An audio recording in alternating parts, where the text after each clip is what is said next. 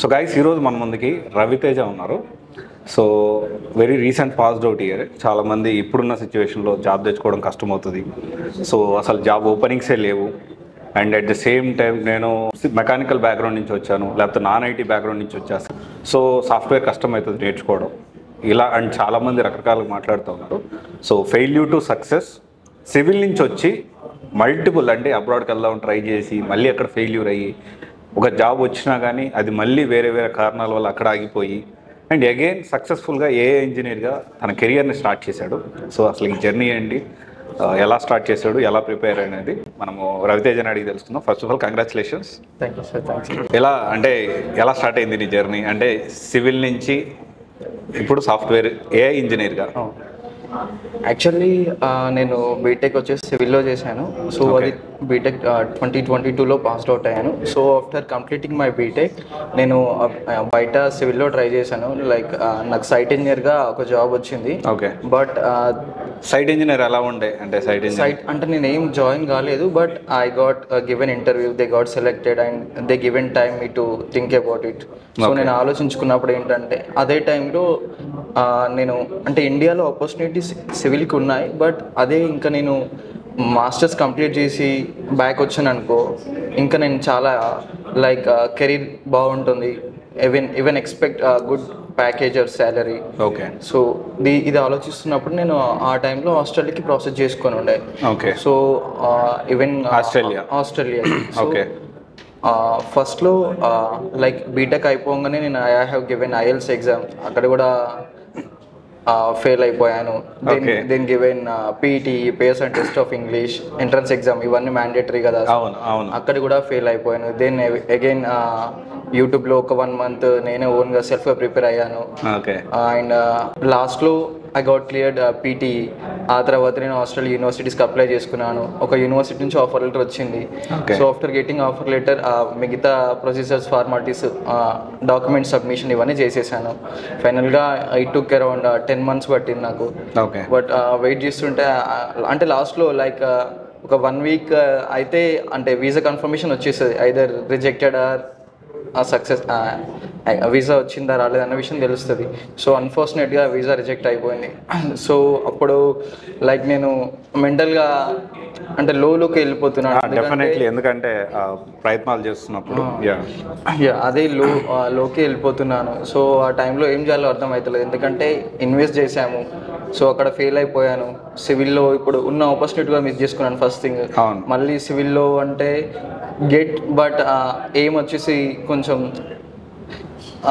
ఇలా ఇక్కడ అయితే ఐ కాంట్ సర్వైవ్ సో అని ఇట్లా అనుకున్నాను. అంటే ఇక్కడ ఉంటే కాదు, బయటకు వెళ్తేనే బాగుంటుంది. సో అక్కడ మాస్టర్స్ ఫినిష్ అయితే అట్లీస్ట్ ఆ సర్టిఫికేట్తోనన్నా at least we can expect good companies, good packages expect చేయొచ్చు కదా. సో అది కూడా రిజెక్ట్ అయిపోయింది. సో ఒక 2-3 months నేను లోలో ఉన్నాను, లైక్ ఏం చేయాలో కూడా అర్థం కావట్లేదు. సో ఆ టైంలో లైక్ హైదరాబాద్ వచ్చి రీసెర్చ్ చేయడం స్టార్ట్ చేశాను. సివిల్ కాకుండా వేరే కోర్స్ కానీ వేరే డొమైన్స్ కానీ ఏవి బాగున్నాయి, సో ఎందులో ఏ కెరీర్ ఆప్ట్ చేసుకుంటే నా ఫ్యూచర్ బాగుంటుంది అండ్ నేను టెక్నాలజీతోని ఐ మీన్ మూవ్ గలుగుతానా లేదా అనేది. సో ఇవన్నీ రీసెర్చ్ చేస్తున్నప్పుడు ఆ టైంలో మనకు తెలుసు ఆర్టిఫిషియల్ ఇంటెలిజెన్స్ అనేది ఎవ్రీ డొమైన్, ఎవ్రీ ఫీల్డ్లో వస్తూనే ఉంది. సో ఆర్టిఫిషియల్ ఇంటెలిజెన్స్ గురించి స్టడీ చేశాను. సో లైక్ ఒక 2-3 ఇన్స్టిట్యూట్స్ తిరిగాను. ఫైనల్లీ ఇన్నోమాటిక్స్ ఈజ్ ద బెస్ట్ అని నా రీసెర్చ్లో నేను ఫౌండ్ చేశాను. సో నేను 2023 ఆగస్ట్లో ఇక్కడ జాయిన్ అయ్యాను. సో కోర్స్ జాయిన్ అయ్యాను. బట్ ఇనీషియల్గా ప్రాబ్లం ఏంటంటే నేను సివిల్ కదా, సో నాకు లైక్ బేసిక్ ప్రోగ్రామింగ్ కూడా తెలియదు. లైక్ ప్రింట్ హలో వరల్డ్ అనేది కూడా టైప్ చేయడానికి రాదు. లైక్ బట్ ఇప్పుడు నేర్చుకొని ఇప్పుడైతే ఏ ఇంజనీర్ గా జాబ్ వచ్చింది. yes బట్ ఇనిషియల్ గా చాలా సఫర్ అవుతుండే. లైక్ మా మెంటర్స్ ఇచ్చిన ప్రాబ్లమ్ సాల్వ్ చేయాలంటే ఎలా స్టార్ట్ చేసావు అంటే ఇప్పుడు బేసికల్లీ ఇప్పుడు సివిల్ నుంచి వచ్చావు, సో ఇప్పుడు సాఫ్ట్వేర్ రావాలన్న ఆలోచన ఎలా వచ్చింది? అది ఐ మీన్ నేను సివిల్లోనే ఉందాం అనుకున్నాను. బట్ నాకున్న గ్రాడ్యుయేషన్తో, నేను వచ్చిన కాలేజ్ నుంచి కానీ, నాకున్న కాలేజ్లో నేను బిల్డ్ చేసుకున్న స్కిల్ సెట్తో కానీ నేను బయట అంటే ఐ మీన్ నేను ఏం తీసుకున్న స్టాండర్డ్ కంపెనీస్ని నేను అందులో గెటిన్ కాలేనన్న విషయం తెలుసు. సో అప్పుడు దెన్ ఆస్ట్రేలియా క్రాస్ చేసుకున్నాను కదా, అన్ఫార్చునేట్గా అది అయిపోయింది.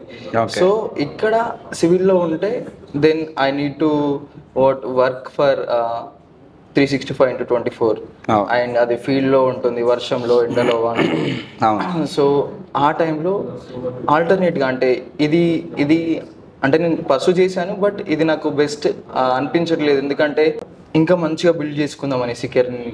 సో ఆ టైంలో ఆపర్చునిటీ చూసుకున్నప్పుడు సివిల్ కాకుండా ఐటీలో చూసుకున్నప్పుడు ఆ టైంలో ఆర్టిఫిషియల్ ఇంటెలిజెన్స్ ఈజ్ బూమింగ్ కదా. సో ఎక్కడైనా అంటే ఇప్పుడు స్పెసిఫికల్లీ ఏఐ నేర్చుకున్నావా? ఇప్పుడు ఏ ఇంజనీర్గా జాబ్ వచ్చింది కదా, స్పెసిఫికల్లీ ఏఐ నేర్చుకున్నావా, లేకపోతే అంటే ఏం కోర్స్ నేర్చుకుంటే ఇప్పుడు ఏ ఇంజనీర్గా జాబ్ వచ్చింది? స్పెసిఫికల్లీ ఏఐ అనేది ఉండదు. యాక్చువల్లీ ఏఐ అనేది ఒక పెద్ద large module. It consist of around 5 to 6 modules ఉంటాయి. అందులో స్టార్టింగ్ విత్ మనకు ఫస్ట్ ఒక ప్రోగ్రామింగ్ లాంగ్వేజ్ ఉంటుంది పైథాన్, దెన్ అందులో statistics, advanced statistics, next SQL అంటే structured query language, power BI అది వచ్చేసి విజువలైజేషన్ టూల్. దీని తర్వాత ఇక్కడతోని డేటా అనాలిసిస్ అంటారు. సో డేటా అనాలిసిస్ అంటే ఏంటంటే మనం డేటాని తీసుకున్నప్పుడు ఆ డేటాని క్లీన్ చేసి ఎక్స్ట్రా అదంతా లైక్ రా డేటా ఉంటుంది కదా, అన్క్లీన్ డేటా ఉంటుంది కదా. సో ఇక్కడ వరకు డేటాని క్లీన్ చేసి నువ్వు ఒక విజువలైజేషన్ రిపోర్ట్ క్రియేట్ చేయడమే డేటా అనాలిసిస్ పార్ట్. సో నువ్వు ఏఐ ఇంజనీర్ కావాలన్నా, నువ్వు ఒక మోడల్ని బిల్డ్ చేయాలన్నా, you need to learn machine learning, deep learning, so followed by generative AI generative AI. Okay. So అంటే ఇక్కడ ఇప్పుడు మీరు నేర్చుకున్న దానికి ఇప్పుడు ఇన్నోవేటివ్ రీసెర్చ్ ల్యాబ్లో జాయిన్ అయ్యాను, ఇక్కడ నేర్చుకున్న క్యాప్స్టోన్ ప్రాజెక్ట్స్ కానీ లేకపోతే రియల్ టైమ్ ప్రాజెక్ట్స్ కానీ ఇప్పుడు జాయిన్ అయిన తర్వాత నీకు డిఫరెన్స్ ఏమైనా కనిపిస్తుందా? డిఫరెన్స్ ఏం లేదు. అంటే ఇక్కడ నేర్చుకున్నదే మనం ఇప్పుడు అంటే ఇప్పుడు నేనేం అడగడానికి ట్రై చేస్తున్నా అంటే, ప్రాక్టీస్ చేసినప్పుడు ఏదైతే ప్రాజెక్ట్స్ ఉన్నాయో రియల్ టైమ్ ప్రాజెక్ట్స్, జాబ్లోకి వెళ్ళిన తర్వాత మేజర్ డిఫరెన్స్ ఏమైనా కనిపించిందా, లేకపోతే ఇట్ ఈజ్ ఈక్వలెంట్ టు ఉన్నదా? It is equivalent. Major difference ఏమి ఉండదు, ఎందుకంటే ఇక్కడ ఏ ఇంజనీర్ ఒక రోల్ ఏంటంటే మోడల్స్ని బిల్డ్ చేయడం. ఓకే. ఒక డేటా తీసుకొని ఆ డేటా పైన తీసుకున్న డేటాని ఒక ఆల్గోరిథంకి ఇస్తే ఆల్గోరిథం ఒక మోడల్ని జనరేట్ చేస్తుంది. సో ఈ ప్రాసెస్ అనేది సేమ్ ఉంటుంది, బట్ డేటా మారుతుంటుంది. సో కంప్లీట్ మోడల్ బిల్డింగ్ అనేది ఉంటుంది. ఓకే. సో ప్రాసెస్ వచ్చేసి ఇప్పుడు ఎక్కడ జాబ్ వచ్చింది? ఇప్పుడు నేను గచ్చిబౌలిలో జేసన్ టెక్నాలజీస్లో ఏఐ ఇంజనీర్గా జాయిన్ అయ్యారు. ఎన్ని రౌండ్స్ ఆఫ్ ఇంటర్వ్యూ అయింది? లైక్ ఫస్ట్ వచ్చేసి టెలిఫోనిక్ రౌండ్ అయి ఉండే. It went around 15 minutes. Okay. అందులో లైక్ ఫస్ట్ నా ఇంట్రడక్షన్తో స్టార్ట్ అయింది, తర్వాత ప్రాజెక్ట్ ఎక్స్ప్లెనేషన్ కానీ, తర్వాత like he has given me 2 scenarios ఇచ్చేసి ఈ సినారియోలో లైక్ సినారియో ప్రాబ్లమ్స్ ఇచ్చాడు. So I done it well. So ఆ తర్వాత లైక్ 1 week 10 days తర్వాత I got a call that you are selected for the further rounds. So వచ్చేసి next rounds ఇవాళ or you schedule చేయాలనేసి. So I'm fine, చేసేయండి అని చెప్పాను. సో అక్కడికి వెళ్ళిన తర్వాత ఫస్ట్ రౌండ్ వచ్చేసి హెచ్ఆర్ అయి ఉండేది. So after finishing HR technical ఉంది, టెక్నికల్ అండ్ మేనేజరికల్ రౌండ్ ఒకటే అయింది. ఆ తర్వాత ఇది అంటే లైక్ హెచ్ఆర్ సెలెక్ట్ అయిన తర్వాత నెక్స్ట్ టెక్నికల్కి వెళ్ళాను. సో టెక్నికల్లో కూడా ఫిట్ అయిన తర్వాత దెన్ అక్కడ ఒక టాస్క్ ఇచ్చారు, నాకు టాస్క్ ఇచ్చి ఒక 40 minutes ఇచ్చారు. సో అంటే ఎట్లాంటి టాస్క్ ఇచ్చారు? ఎలాంటి టాస్క్ అంటే లైక్ ఆటోమేషన్ అన్నట్టు. సో ఇప్పుడు సపోజ్ ఒక ఎగ్జాంపుల్ తీసుకుంటే అంటే కస్టమర్ రేట్, ఇప్పుడు ఏదైనా ఒక అప్లికేషన్ తీసుకుంటే అప్లికేషన్లో like an number of users వచ్చి అందులో ఎన్రోల్ అవుతారు కదా, రిజిస్టర్ అవుతారు. సో అందరు అయిన వాళ్ళకి నేను ప్రతిసారి వాళ్ళకి మాన్యువల్గా congratulations for signing in to our application అనేసి నేను ఇండివిజువల్గా ప్రతి ఒక్కరికి ఇవ్వలేను కదా. సో అందరికీ ఇవ్వాలిగా, అందరికీ ఒకటే ఆటోమేషన్తో ఎవరెవరైతే ఎన్రోల్ అవుతున్నారో వాళ్ళందరికీ మెసేజెస్ వెళ్ళిపోవాలి. సో ఇలాంటిది ఒక టాస్క్ చేయమని ఇచ్చారు. So have done.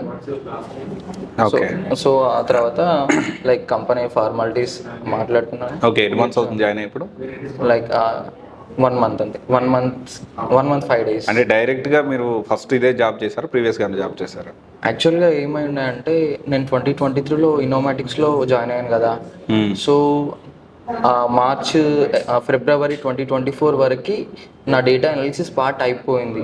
So after దాని తర్వాత machine learning, deep learning, AI, generative AI కదా. సో ఆ టైంలో నాకు అసలు ఇంతవరకు ఇంటర్వ్యూ ఇవ్వలేదు. సో బయట సివిల్లో ఒకటే ఇచ్చాను, ఏం ఎక్స్పీరియన్స్ లేదు. బట్ ఇక్కడ మెంటర్స్ ఉండి వీళ్ళు మెంటరింగ్ సెషన్స్ ఉంటాయి. సో వాళ్ళు మన ఎబిలిటీ చెక్ చేసి ఎక్కడెక్కడైతే ల్యాక్ అవుతున్నామో ఆ ఏరియాస్ని వాళ్ళు ఫైండ్ చేసి సో వాళ్ళు పుష్ చేశారు. So I got placed in some company. అక్కడ లైక్ ఒక 2 months చేశాను. 2 months చేసిన తర్వాత ఫస్ట్ అది ఇంటర్న్షిప్ అయి ఉండే. సో 2 months చేసిన తర్వాత నాకు వర్క్ కానీ సో ఇదంతా బాగా అనిపించలేదు. So I'm not here, like I need to learn even model building, machine learning, deep learning, artificial intelligence అనేసి నేను మళ్ళీ బ్యాక్ వచ్చాను. బట్ బ్యాక్ వచ్చిన తర్వాత లైక్ నేను అనుకున్నది ఏంటంటే ఎందుకు వదిలేశాను, బికాజ్ బయట ఆపర్చునిటీస్ లేవు, చాలా కాంపిటీషన్ ఉంది. సో అప్పుడు అట్లా ఆలోచించేసి లైక్ మళ్ళీ ఒక 1-2 months డిస్టర్బ్లో ఉన్నాను. ఆ తర్వాత మళ్ళీ ఇన్స్టిట్యూట్కి వచ్చాను. ఇన్స్టిట్యూట్కి వచ్చినప్పుడు వీళ్ళు మా ఇన్స్టిట్యూట్ ప్లేస్మెంట్ టీమ్ కానీ ఎవ్రీ వన్ హియర్ వాళ్ళు చాలా హెల్ప్ చేశారు. వాళ్ళు నాకు ఇట్లా అయింది, ఇట్లా బయటకు వచ్చేసాను, ఇది ప్రాబ్లం అంటే వాళ్ళు ఉండి ఎక్కడైతే స్టాప్ అయ్యో అక్కడ నుండి మళ్ళీ కంటిన్యూ చేసి విల్ సపోర్ట్ యూ, కోర్స్ అంతా ఫినిష్ చేసేయి, డూ వెల్, మెంటరింగ్ సెషన్స్ కానీ అసెస్మెంట్స్ కానీ సో ఇవి రెగ్యులర్గా ఉండి మంచిగా పర్ఫామ్ చేయి, then you will get another opportunity అని చెప్పారు. సో నేను end of the like data science course like AI ఇంట్లో ఉన్నప్పుడు ఇంటర్వ్యూస్ ఇవ్వడం స్టార్ట్ చేశాను. సో దెన్ లైక్ ఒక 7 to 8 ఇంటర్వ్యూస్ లైక్ ఒక 2-3 months స్పాన్లో ఇచ్చాను. బట్ ఫర్ సమ్ రీజన్స్ ప్రతి దగ్గర రిజెక్షన్ వచ్చింది. సో ఎవ్రీ రిజెక్షన్లో లెర్న్ సంథింగ్, ఎక్కడ ల్యాక్ అవుతున్నా ఏంటనేసి నేర్చుకున్నాను. సో దీనికి ఇది కాకుండా లైక్ ఇన్స్టిట్యూట్లో ఫస్ట్ థింగ్ ఏంటంటే మాక్ సెషన్స్ కండక్ట్ చేస్తారు. Going on. సో అది ఎట్లా అంటే వాళ్ళు ఎవ్రీ థ్రైస్ వీక్ 3 weeks ఒకసారి అట్లా కండక్ట్ చేస్తుంటారు. సో అక్కడ వాళ్ళు ఏంటంటే కంప్లీట్ ఎండ్ టు ఎండ్ అన్ని విధాలుగా క్వశ్చన్స్ చేస్తుంటారు. ఎందుకంటే లైక్ మన పొటెన్షియాలిటీ కానీ మన ఎబిలిటీ కానీ తెలుసుకుంటా అర్థమవుతుంది కదా. సో ఎక్కడ ల్యాక్ అవుతున్నాం అనేది వాళ్ళు ఫైండ్ చేసి దెన్ మళ్ళీ సపరేట్గా మెంటర్స్ని మన కోసం అసైన్ చేసేసి సో వాళ్ళతో ల్యాక్ అయిన ఏరియాస్ ఇంప్రూవ్ చేయించడం, దెన్ మళ్ళీ సెషన్స్ కండక్ట్ చేయించడం. సో దీనివల్ల చాలా నేర్చుకున్నాను. సో ఇక్కడ ఈ మాక్ ఇంటర్వ్యూస్లో కానీ నేను రిజెక్షన్లో కానీ సో ఫైనల్గా లైక్ 8th or 9th టైంలో నేను జేసన్ టెక్నాలజీస్లో. Okay, 8th, 9th interview.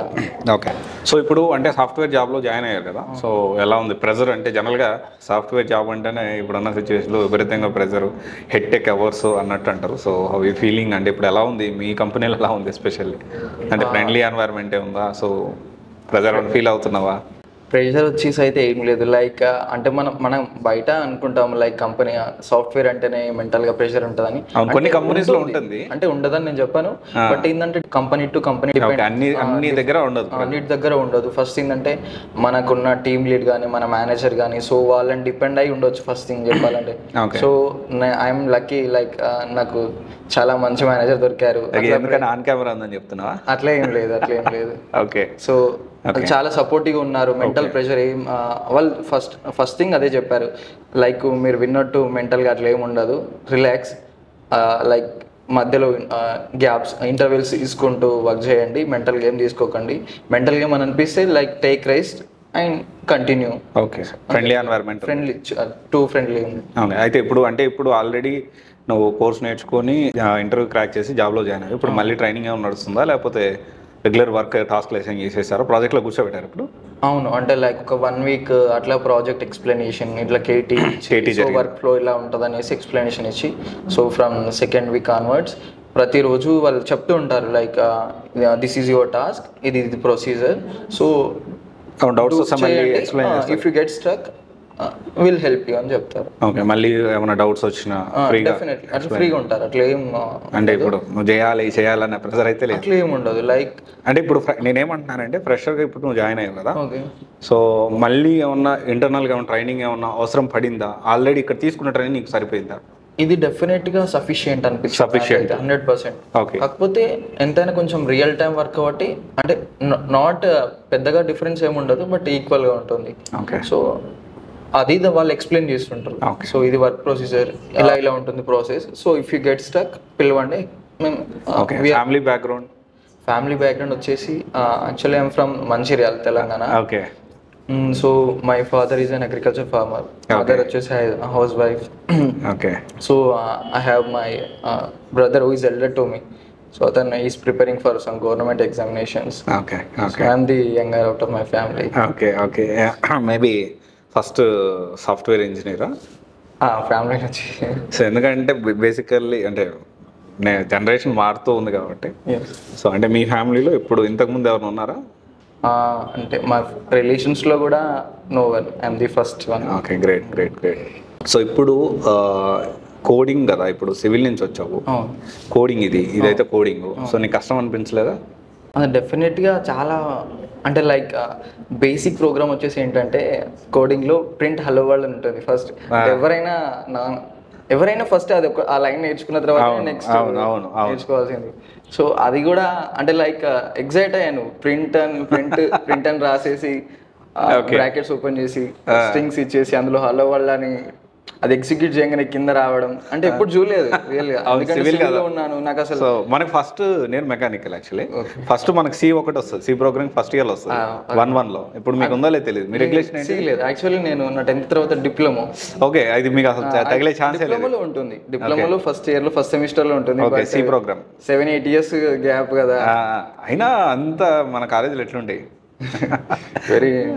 So అంటే అంత స్పెసిఫికల్గా ఏం చెప్పరు కదా.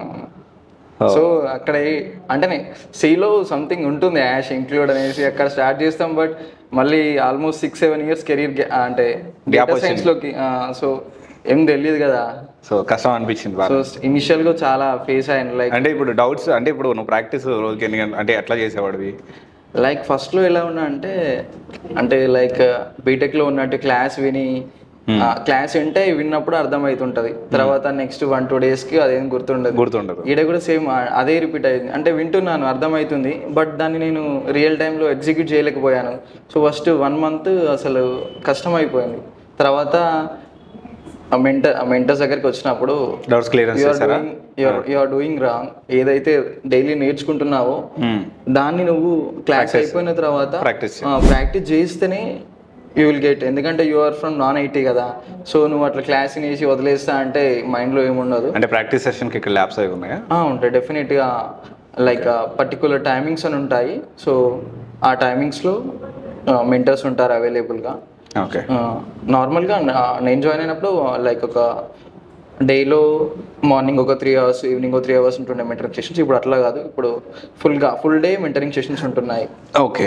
లింక్డ్ఇన్ అంటే ఇప్పుడు ఏ ఇంజనీర్గా మీరు కెరియర్ స్టార్ట్ చేశారు రవితేజ. సో అసలు లింక్డ్ఇన్ ఎలా హెల్ప్ అయింది? ఇప్పుడు ఎవరైనా లింక్డ్ఇన్ చేసుకోవాలి అంటే అది ఎలా హెల్ప్ అవుతుంది, ఎలా దాన్ని ప్రిపేర్ చేయాలి?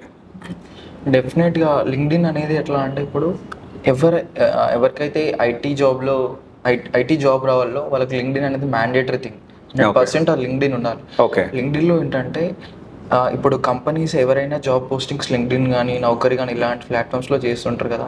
సో మన లింక్డ్ఇన్ ప్రొఫైల్ అనేది ఇక్కడ మ్యాండేటరీ. ఎందుకంటే మనం ఆ కంపెనీస్కి అప్లై చేసుకునేటప్పుడు అప్లై చేసినప్పుడు మన ప్రొఫైల్ అనేది వెళ్తుంది కదా.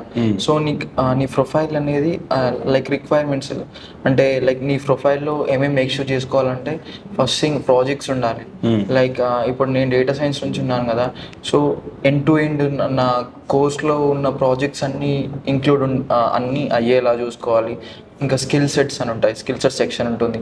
ఆ స్కిల్ సెట్ సెక్షన్లో డేటా సైన్స్కి సంబంధించిన అన్ని ఫీల్డ్స్ పెట్టుకోవాలి. Like machine learning, deep learning, artificial intelligence, generative AI, computer vision, natural processing language అని ఇలాంటి కీవర్డ్స్ ఉంటాయి చూసినా. ఇవన్నీ మ్యాండేటరీ. అండ్ ఏంటంటే లింక్డ్ఇన్కి మనం ఆల్వేస్ ఆన్లైన్లో ఉండాలి లింక్డ్ఇన్. ఎందుకంటే ఎప్పుడు ఏ జాబ్ పోస్టింగ్ జరుగుతుందో తెలియదు కదా. ఎప్పుడు ఎక్కువ యాక్టివ్ ఉండాలి. ఎప్పుడు యాక్టివ్గా ఉంటే ఏమైందంటే you will be the first person to apply. Like first కాకుండా you will be the earliest one కదా అందరితో కంపేర్ చేసుకుంటే. సో లింక్డ్ఇన్ అనేది the people who are applying for IT related roles వాళ్ళకి చాలా prominent and must needed one ఇది. Okay. Okay. Thank you.